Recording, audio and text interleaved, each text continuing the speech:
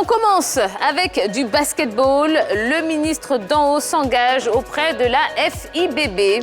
Rentré à Abidjan lundi dernier après avoir occupé la 7e place à l'Afrobasket Dames 2021, les éléphantes et leurs encadreurs ont été reçus par le ministre de la Promotion des Sports et du Développement de l'économie sportive.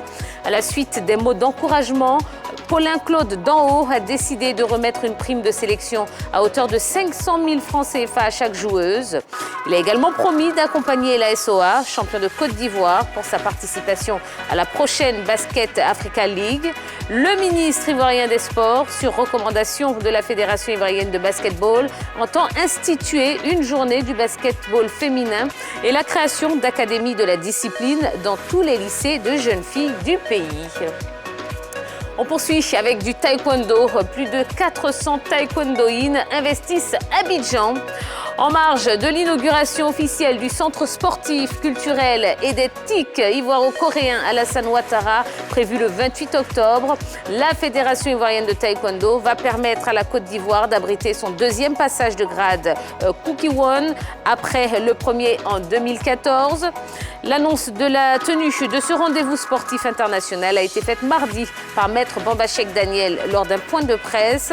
Selon le président de la Fédération ivoirienne, ce sont 394 participants, dont 324 pour la première catégorie et 70 pour la deuxième, qui sont attendus pour cet événement d'envergure pour le taekwondo ivoirien.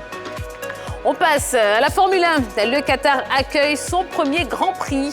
Pour la première fois, le championnat du monde de Formule 1 fera escale au Qatar le 21 novembre prochain. Et puis, notre page football, bien évidemment. On commence avec Ahmad, de retour à l'entraînement avec United. Blessé à la veille de la fermeture du Mercato, Amad Diallo a effectué son retour à l'entraînement aujourd'hui. L'ailier de Manchester United a montré de bons signes de reprise après plusieurs jours d'indisponibilité. Amad Diallo, qui avait été éloigné des terrains pour une blessure à la cuisse, va beaucoup mieux selon le staff médical des Red Devils. Il a même pris part à la séance collective.